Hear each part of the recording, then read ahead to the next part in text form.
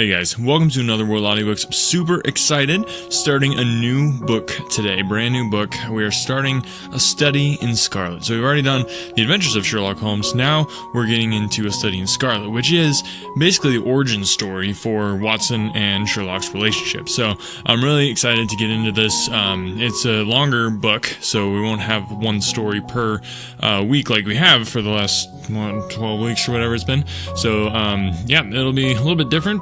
Back into more of a long-form book, but I'm excited to do it, excited to bring it to you. On a different note, like I mentioned before, doing this podcast is a labor of love, and I do love to do it, but the part that I don't love to do quite as much is the audio editing that goes into this. So what you guys hear is the product of probably 2.5 to 3 times as much time. So whatever, if I give you an hour of content, it probably took me 2.5 to 3 hours to get you that hour of content, because I have to record it, multiple takes, edit it, all that sort of stuff. So you guys don't care about that detail, but the thing is, I'd love to be able to bring you guys more content on a weekly basis. However, that is contingent on me getting somebody that either I can pay or that would volunteer to edit the podcast. So if you or somebody that you know would be interested in volunteering to edit the podcast, remember, you can just get in touch with me, AnotherWorldAudiobooks@gmail.com, or leave a comment anywhere on social media or on the blogs or whatever.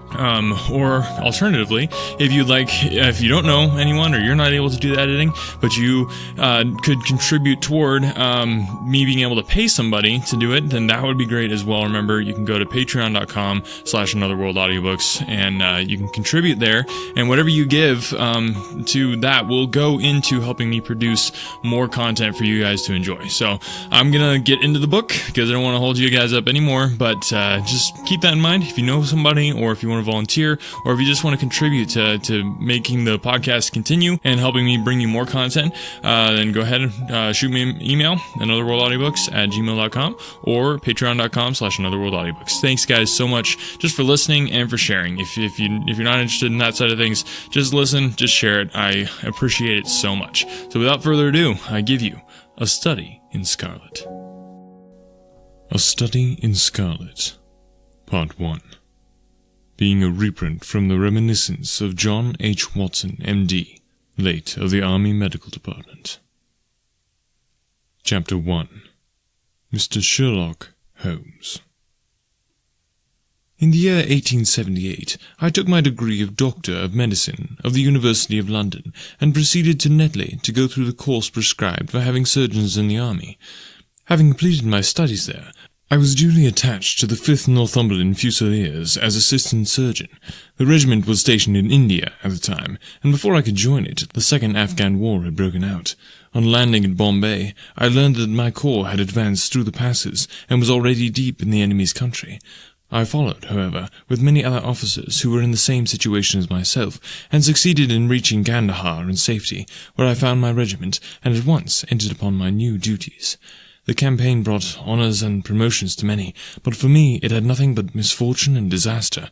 I was removed from my brigade, and attached to the Berkshires, with whom I served at the fatal battle of Maiwand. There I was struck on the shoulder by a jezail bullet, which shattered the bone and grazed the subclavian artery. I should have fallen into the hands of the murderous Ghazis, had it not been for the devotion and courage shown by Murray, my orderly, who threw me across a pack-horse, and succeeded in bringing me safely to the British lines. Worn with pain and weak from prolonged hardships which I had undergone, I was removed, with a great train of wounded sufferers, to the base hospital at Peshawar.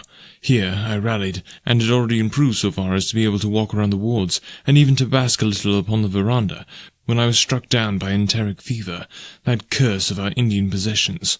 For months my life was despaired of, and when at last I came to myself and became convalescent, I was so weak and emaciated that a medical board determined that not a day should be lost in sending me back to England. I was dispatched accordingly in the troopship Orontes, and landed a month later on Portsmouth jetty, with my health irretrievably ruined, but with permission from a paternal government to spend the next 9 months in attempting to improve it. I had neither kith nor kin in England, and was therefore as free as air, or as free as an income of 11 shillings and 6 a day will permit a man to be. Under such circumstances, I naturally gravitated to London, that great cesspool into which all the loungers and idlers of the empire are irresistibly drained. There, I stayed for some time at a private hotel in the Strand, leading a comfortless, meaningless existence, and spending such money as I had, considerably more freely than I ought. So alarming did the state of my finances become, that I soon realized that I must either leave the metropolis and rusticate somewhere in the country, or that I must make a complete alteration in my style of living. Choosing the latter alternative, I began by making up my mind to leave the hotel, and to take up my quarters in some less pretentious and less expensive domicile. On the very day that I had come to this conclusion, I was standing at the Criterion bar, when someone tapped me on the shoulder, and turning round, I recognized young Stamford, who had been a dresser under me at Bart's. The sight of a friendly face in the great wilderness of London is a pleasant thing indeed to a lonely man. In old days Stamford had never been a particular crony of mine, but now I hailed him with enthusiasm, and he, in his turn, appeared to be delighted to see me. In the exuberance of my joy, I asked him to lunch with me at the Holborn, and we started off together in a hansom. "Whatever have you been doing with yourself, Watson?" he asked in undisguised wonder, as we rattled through the crowded London streets. "You're as thin as a lathe and as brown as a nut." I gave him a short sketch of my adventures, and had hardly concluded it by the time that we reached our destination. "Poor devil," he said commiseratingly, after he had listened to my misfortunes. "What are you up to now?" "Looking for lodgings," I answered, trying to solve the problem as to whether it is possible to get comfortable rooms at a reasonable price. "It's a strange thing," remarked my companion. "You are the second man today that has used that expression to me." "And who was the first?" I asked. "A fellow who was working at the chemical laboratory up at the hospital. He was bemoaning himself this morning because he could not get someone to go halves with him in some nice rooms which he had found, and which were too much for his purse." "By Jove!" I cried. "If he really wants someone to share the rooms and the expense, I'm the very man for him. I should prefer having a partner to being alone." Young Stamford looked rather strangely at me over his wine-glass. "You don't know Sherlock Holmes yet," he said. "Perhaps you would not care for him as a constant companion." "Why? What is there against him?" "Oh, I didn't say there was anything against him. He is a little queer in his ideas, an enthusiast in some branches of science. As far as I know, he is a decent fellow enough." "A medical student, I suppose?" said I. "No, I've no idea what he intends to go in for. I believe he is well up in anatomy, and he is a first-class chemist, but as far as I know, he has never taken up any systematic medical classes. His studies are very desultory and eccentric, but he has amassed a lot of out-of-the-way knowledge which would astonish his professors."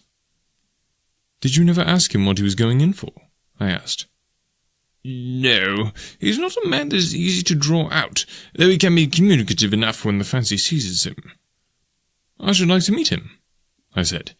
"If I am to lodge with anyone, I should prefer a man of studious and quiet habits.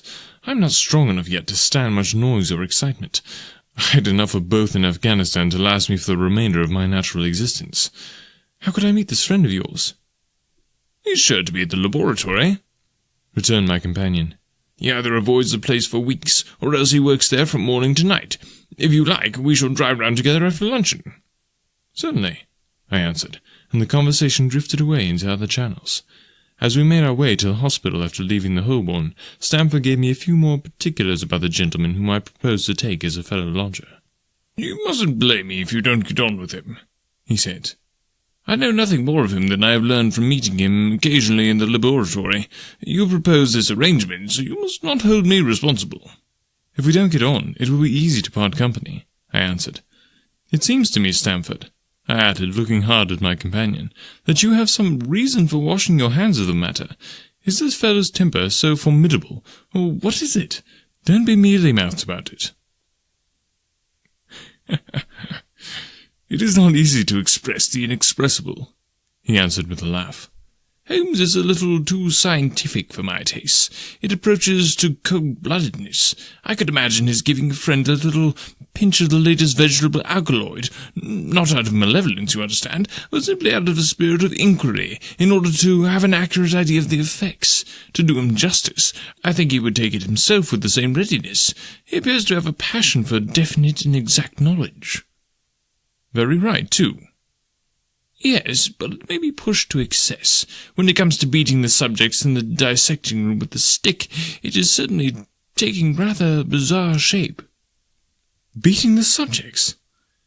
Yes, to verify how far bruises may be produced after death. I saw him at it with my own eyes. And yet you say he is not a medical student? No, heavens knows what the objects of his studies are, but here we are, and you must form your own impressions about him. As he spoke, we turned down a narrow lane, and passed through a small side door, which opened into a wing of the great hospital. It was familiar ground to me, and I needed no guiding as we ascended the bleak stone staircase, and made our way down the long corridor with its vista of whitewashed wall and dun-coloured doors. Near the further end, a low arched passage branched away from it and led to the chemical laboratory. This was a lofty chamber, lined and littered with countless bottles. Broad, low tables were scattered about, which bristled with retorts, test tubes, and little Bunsen lamps, with their blue flickering flames. There was only one student in the room, who was bending over a distant table, absorbed in his work. At the sound of our steps, he glanced round and sprang to his feet with a cry of pleasure. "I found it! I found it!" he shouted to my companion, running towards us with a test tube in his hand. "I have found a reagent which is precipitated by hemoglobin, and by nothing else." Had he discovered a gold mine, greater delight could not have shone upon his features. "Dr. Watson, Mr. Sherlock Holmes," said Stamford, introducing us. "How are you?" he said cordially, gripping my hand with a strength of which I could hardly have given him credit. "You have been in Afghanistan, I perceive." "How on earth did you know that?" I asked in astonishment. "Never mind," said he, chuckling to himself. "The question now is about hemoglobin. No doubt you see the significance of this discovery of mine." "It is interesting chemically, no doubt," I answered, "but practically—" "Why, man, it is the most practical medico-legal discovery for years. Don't you see that it gives us an infallible test for bloodstains? Come over here now." He seized me by the coat sleeve in his eagerness, and drew me over to the table at which he had been working. "Let us have some fresh blood," he said, digging a long bodkin into his finger and drawing off the resulting drop of blood in a chemical pipette. Now, I add the small quantity of blood to a litre of water. You perceive that the resulting mixture has the appearance of pure water. The proportion of blood cannot be more than 1 in a million. I have no doubt, however, that we shall be able to obtain the characteristic reaction." As he spoke, he threw into the vessel a few white crystals, and then added some drops of a transparent fluid. In an instant, the contents assumed a dull mahogany colour, and a brownish dust was precipitated to the bottom of the glass jar. "Ha ha!" he cried, clapping his hands, and looking as delighted as a child with a new toy. "What do you think of that?" "It seems to be a very delicate test," I remarked. "Beautiful, beautiful. The old Guiacum test was very clumsy and uncertain. So was the microscopic examination for blood corpuscles. The latter is valueless if the stains are a few hours old. Now, this appears to act as well whether the blood is old or new. Had this test been invented, there are hundreds of men now walking the earth who would long ago have paid the penalty for their crimes." "Indeed," I murmured. "Criminal cases are continually hinging upon that one point. A man is suspected of a crime months, perhaps, after it has been committed. His linen or clothes are examined, and a brownish stain discovered upon them. Are they blood stains, or mud stains, or rust stains, or fruit stains, or what are they? That is a question which has puzzled many an expert. And why? Because there was no reliable test. Now we have the Sherlock Holmes test, and there will no longer be any difficulty." His eyes fairly glittered as he spoke, and he put his hand over his heart, and bowed as if to some applauding crowd conjured up by his imagination. "You are to be congratulated," I remarked, considerably surprised at his enthusiasm. "There was the case of von Bischoff at Frankfurt last year. He would certainly have been hung had this test been in existence. Then there was Mason of Bradford, and the notorious Mueller, and Lefebvre of Montpellier, and Samson of New Orleans. I could name a score of cases in which it would have been decisive." "You seem to be a walking calendar of crime," said Stamford with a laugh. "You might start a paper on those lines. Call it the Police News of the Past." "Very interesting reading it might make, too," remarked Sherlock Holmes, sticking a small piece of plaster over the prick on his finger. "I have to be careful," he continued, turning to me with a smile, "for I dabble with poisons a good deal." He held out his hand as he spoke, and I noticed that it was all mottled over with similar pieces of plaster and discoloured with strong acids. "We came here on business," said Stamford, sitting down on a high three-legged stool and pushing another one in my direction with his foot. "My friend here wants to take diggings, and as you were complaining that you could get no one to go halves with you, I thought I had better bring you together." Sherlock Holmes seemed delighted at the idea of sharing his rooms with me. "I had an eye on a suite in Baker Street," he said, "which would suit us down to the ground. You don't mind the smell of strong tobacco, I hope." "I always smoke ships myself," I answered. "That's good enough. I generally have chemicals about, and occasionally do experiments. Would that annoy you?" "By no means." "Let me see. What are my other shortcomings? I get in the dumps at times, and don't open my mouth for days on end. You must not think I'm soaky when I do that. Just let me alone, and I'll soon be right. What have you to confess now? It's just as well for two fellows to know the worst of one another before they begin to live together." I laughed at the cross-examination. "I keep a bull pup," I said, "and I object to rows because my nerves are shaken, and I get up all sorts of ungodly hours, and I am extremely lazy. I have another set of vices when I'm well, but those are the principal ones at present." "Do you include violin playing in your category of rows?" he asked anxiously. "It depends on the player," I answered. "A well-played violin is a treat for the gods, a badly played one." "Oh, that's all right," he cried with a merry laugh. "I think we may consider things as settled, that is, if the rooms are agreeable to you." "When shall we see them?" "Call for me here at noon tomorrow, and we'll go together and settle everything," he answered. "All right, noon exactly," said I, shaking his hand. We left him working among his chemicals, and we walked together towards my hotel. "By the way," I asked suddenly, stopping and turning upon Stamford, "how the deuce did he know that I had come from Afghanistan?" My companion smiled an enigmatical smile. "That's just his little peculiarity," he said. "A good many people have wanted to know how he finds things out." "Oh, a mystery, is it?" I cried, rubbing my hands. "This is very piquant. I am much obliged to you for bringing us together. The proper study of mankind is man, you know." "You must study him, then," Stamford said as he bade me good-bye. "You'll find him a knotty problem, though. I'll wager he learns more about you than you about him. Goodbye." "Goodbye," I answered, and strolled on to my hotel, considerably interested in my new acquaintance. Chapter 2. The Science of Deduction. We met next day as he had arranged, and inspected the rooms at number 221B Baker Street, of which he had spoken at our meeting. They consisted of a couple of comfortable bedrooms and a single large airy sitting-room, cheerfully furnished and illuminated by two broad windows. So desirable in every way were the apartments, and so moderate did the terms seem when divided between us, that the bargain was concluded upon the spot, and we at once entered into possession. That very evening I moved my things round from the hotel, and on the following morning Sherlock Holmes followed me, with several boxes and portmanteaus. For a day or two we were busily employed in unpacking and laying out our property to the best advantage. That done, we gradually began to settle down, and to accommodate ourselves to our new surroundings. Holmes was certainly not a difficult man to live with. He was quiet in his ways, and his habits were regular. It was rare for him to be up after 10 at night, and he had invariably breakfasted, and gone out before I rose in the morning. Sometimes he spent his days at the chemical laboratory, sometimes in the dissecting rooms, and occasionally in long walks, which appeared to take him into the lowest portions of the city. Nothing could exceed his energy when the working fit was upon him, but now and again a reaction would seize him, and for days on end he would lie upon the sofa in the sitting-room, hardly uttering a word or moving a muscle from morning to night. On these occasions I have noticed such a dreamy, vacant expression in his eyes, that I might have suspected him of being addicted to the use of some narcotic, had not the temperature and cleanliness of his whole life forbidden such a notion. As the weeks went by, my interest in him and my curiosity as to his aims in life gradually deepened and increased. His very person and appearance were such as to strike the attention of the most casual observer. In height he was rather over 6 feet, and so excessively lean that he seemed to be considerably taller.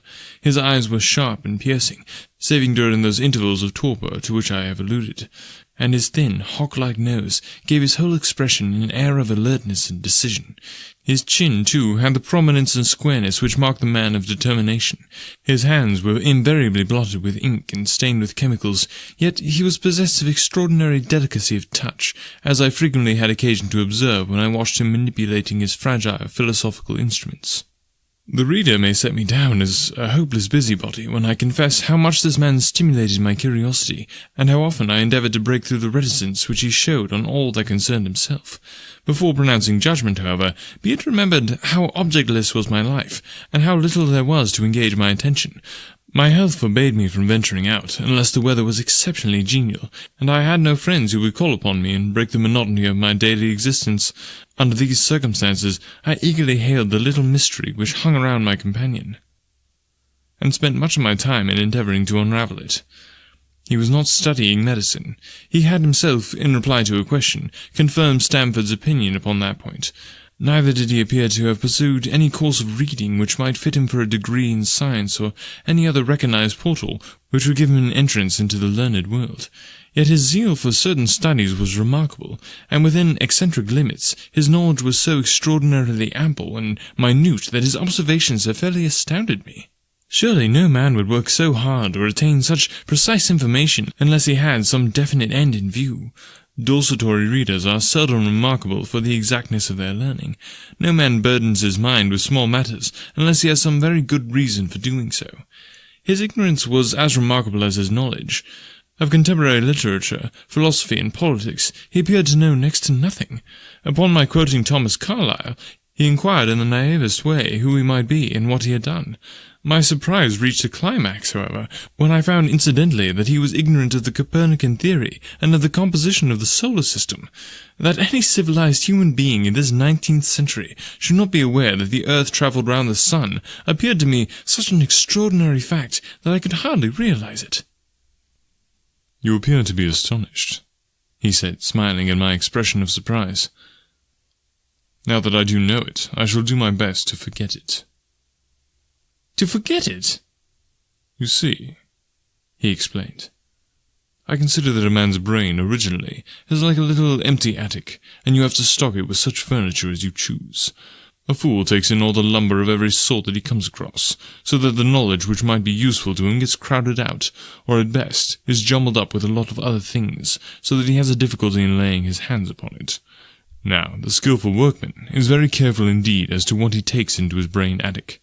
He will have nothing but the tools which may help him in doing his work, but of these he has a large assortment, and all in the most perfect order. It is a mistake to think that that little room has elastic walls, and can distend to any extent. Depend upon it, there comes a time when for every addition of knowledge you forget something that you knew before. It is of the highest importance, therefore, not to have useless facts elbowing out the useful ones." "But the solar system," I protested. "What the deuce is it to me?" he interrupted impatiently. "You say that we go round the sun. If we went round the moon, it would not make a pennyworth of difference to me or to my work." I was on the point of asking him what that work might be, but something in his manner showed me that the question would be an unwelcome one. I pondered over the short conversation, however, and endeavoured to draw my deductions from it. He said that he would acquire no knowledge which did not bear upon his object. Therefore, all the knowledge which he possessed was such as would be useful to him. I enumerated in my own mind all the various points upon which he had shown me that he was exceptionally well informed. I even took a pencil and jotted them down. I could not help smiling at the document when I completed it. It ran in this way: Sherlock Holmes, his limits. Knowledge of literature, nil. Philosophy, nil. Astronomy, nil. Politics, feeble. Botany, variable. Well up in belladonna, opium, and poisons generally. Knows nothing of practical gardening. Geology, practical, but limited. Tells at a glance different soils from each other. After walks, has shown me splashes upon his trousers, and told me by their colour and consistence in what part of London he had received them. Chemistry, profound. Anatomy, accurate but unsystematic. Sensational literature, immense. He appears to know every detail of every horror perpetrated in the century. Plays the violin well. Is an expert single-stick player, boxer, and swordsman. Has a good practical knowledge of British law. When I got so far in my list, I threw it into the fire in despair. If I can only find what the fellow is driving at by reconciling all these accomplishments and discovering a calling which needs them all, I said to myself, I may as well give up the attempt at once. I see that I have alluded above to his powers upon the violin. These were very remarkable, but as eccentric as all his other accomplishments. That he could play pieces, and difficult pieces, I knew well, because at my request he has played me some of Mendelssohn's Lieder and other favourites.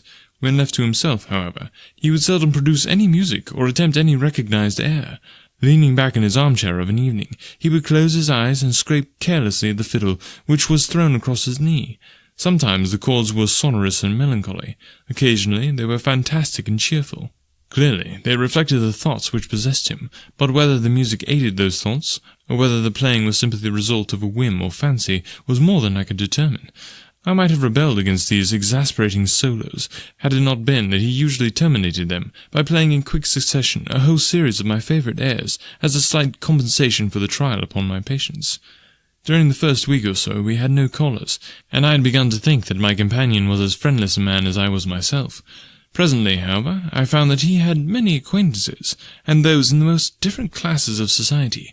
There was one little sallow, rat-faced, dark-eyed fellow, who was introduced to me as Mr. Lestrade, and who came 3 or 4 times in a single week. One morning a young girl called, fashionably dressed, and stayed for half an hour or more. The same afternoon brought a grey-headed, seedy visitor, looking like a Jew pedlar, who appeared to me to be much excited, and who was closely followed by a slipshod elderly woman. On another occasion, an old white-haired gentleman had an interview with my companion, and on another, a railway porter in his velveteen uniform. When any of these nondescript individuals put in an appearance, Sherlock Holmes used to beg for the use of the sitting-room, and I would always retire to my bedroom. He always apologized to me for putting me to this inconvenience. "I have to use this room as a place for business," he said, "and these people are my clients."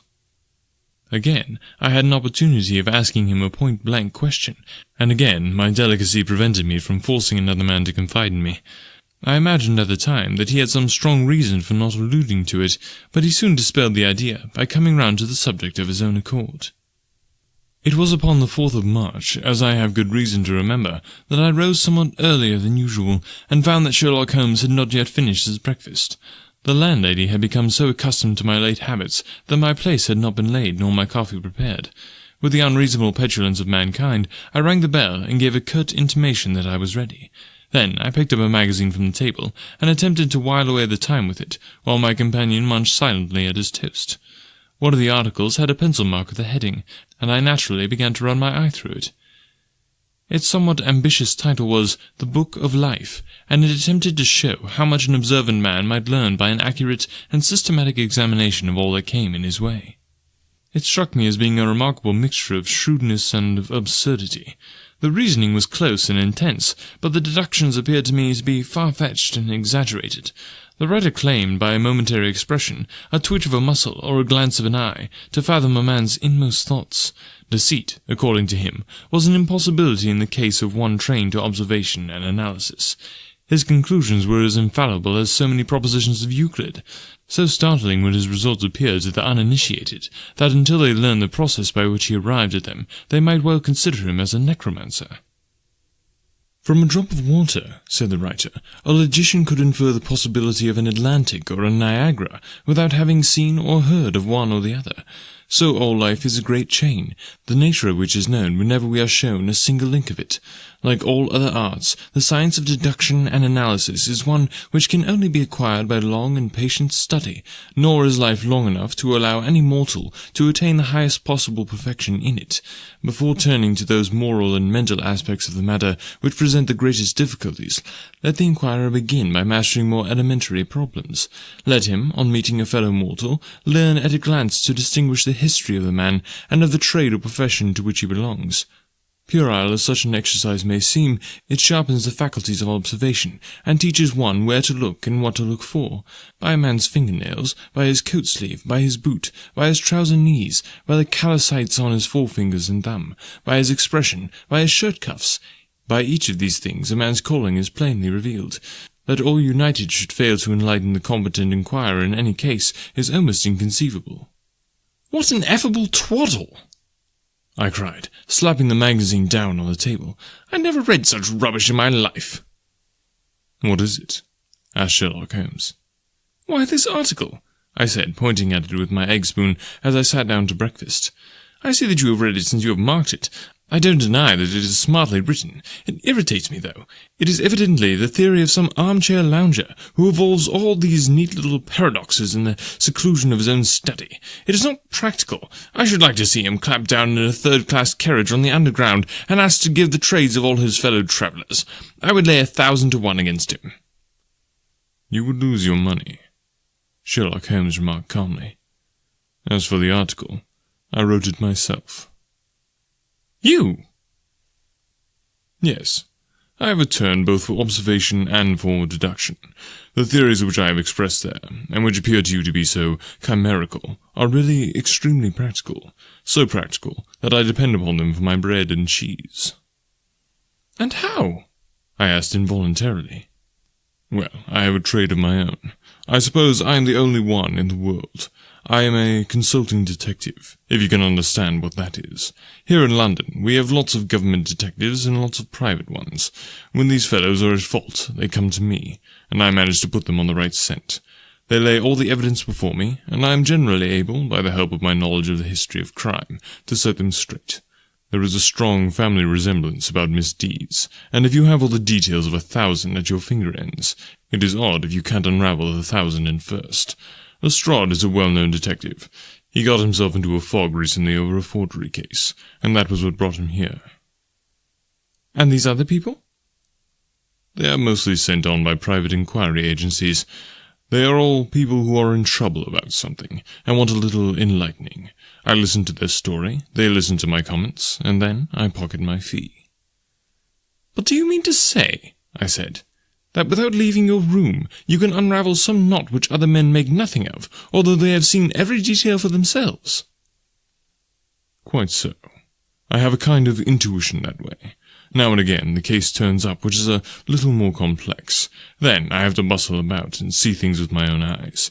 You see, I have a lot of special knowledge which I apply to the problem, and which facilitates matters wonderfully. Those rules of deduction laid down in that article, which arouse your scorn, are invaluable to me in practical work. Observation with me is second nature. You appeared to be surprised when I told you on our first meeting that you had come from Afghanistan." "You were told, no doubt." "Nothing of the sort. I knew you came from Afghanistan.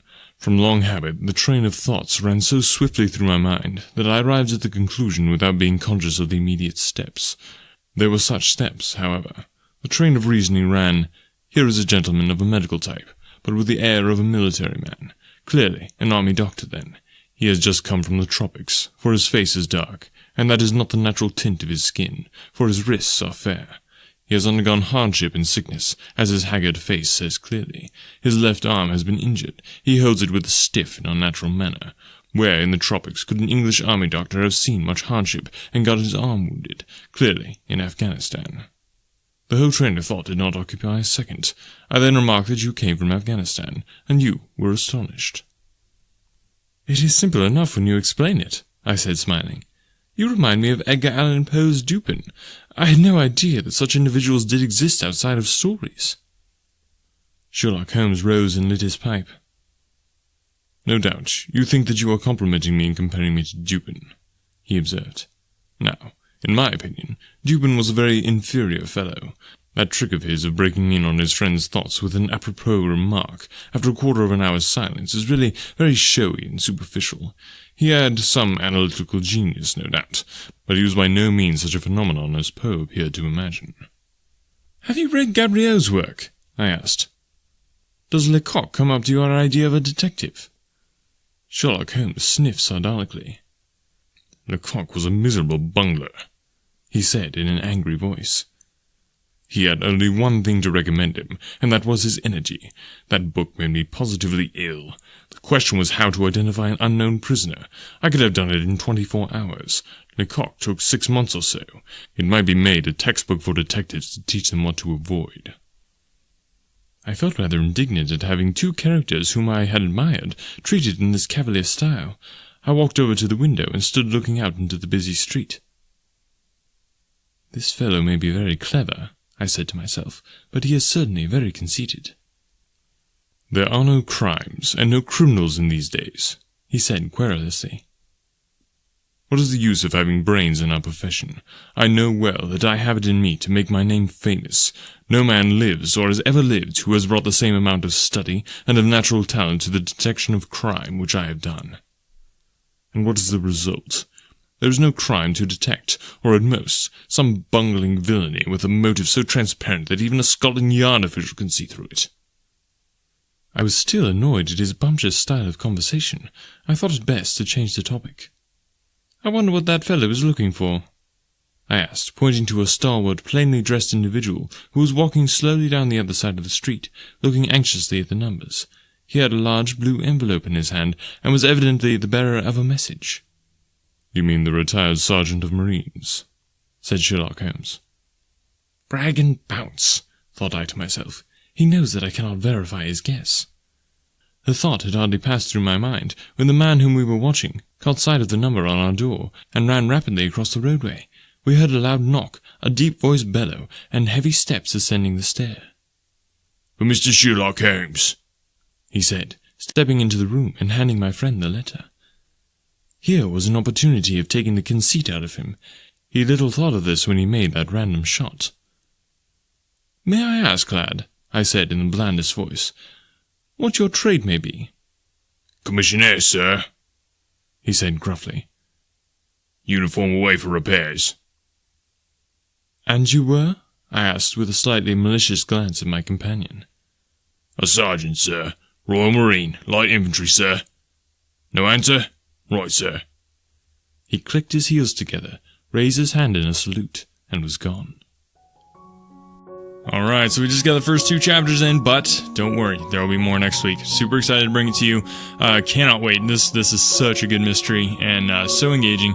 Really love the story, so happy to bring it to you. Remember to share the podcast with somebody who might enjoy a free audiobook, because that's what it's all about. You know, audiobooks are way too expensive, so this is my way of kind of fighting back, bringing you free audiobooks that are high quality, and if you enjoy it, you know, just let me know. I'd love to hear from you guys. And remember, if you are interested in either editing or supporting me getting an editor for the podcast, go ahead and send me an email, AnotherWorldAudiobooks@gmail.com or patreon.com/AnotherWorldAudiobooks. Thanks so much. We'll talk to you next week.